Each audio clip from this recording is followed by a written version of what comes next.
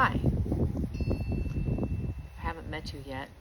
I'm Tina, and in 2021 I was diagnosed at stage 4 with melanoma, and years after that I started making TikTok videos, and I chose TikTok because I didn't even have an account at the time. I didn't know anything about it, and it felt like the safest place for me to talk.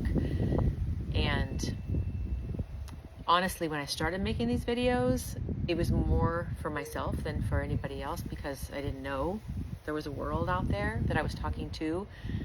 But what I needed was to get all of the craziness out of my brain, and that's what I chose to do. I chose to share my journey with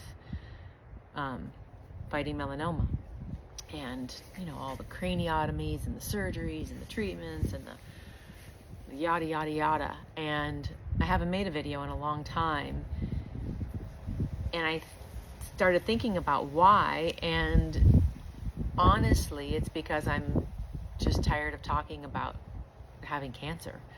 So what I've decided to do, again, this is probably for myself to try and keep me on track, but I do think that there is something in the lessons that I've learned by having a terminal cancer that I think are worth sharing. And so that's what I want to do. I want to share what having cancer has taught me, because to me that's more valuable than the really sad and depressing stories of watching people on social media as they go through this process of dying, because for me it's a process, and it's been a process of living and trying to live and wanting to live and have a reason to live, because without that there's no way I could have made it through these past 4.5 years without a huge desire to want to live. And so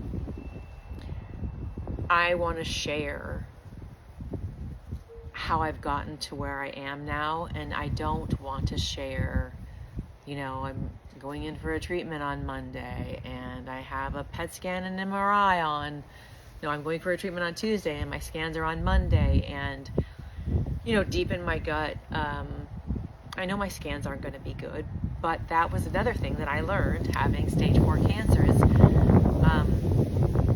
you don't get good scans when you're at the phase that I am. And so good scans for me are, a slow growth, and my treatments are working, or they're starting to control the cancer. And so that has been a huge lesson just in and of itself, because I used to dread scan days, because for some reason I wanted an all clear. I literally thought I was going to be cured of cancer, like the first person in the history of the world. And that for me has not been the right mindset, because with that comes a ton of disappointment, and with the disappointment I can tend to spiral and get all of my feelings and feel hopeless. And so I just want to start sharing with everybody the good stuff, because there's way more good than bad. And I also think that in this world that we live in, I should say the nation that we're living in now, there seems to be way more bad than good. So this is kind of just my first, I'm not going to get into the details yet, but I am going to start making more videos, and they're going to be more on what I've learned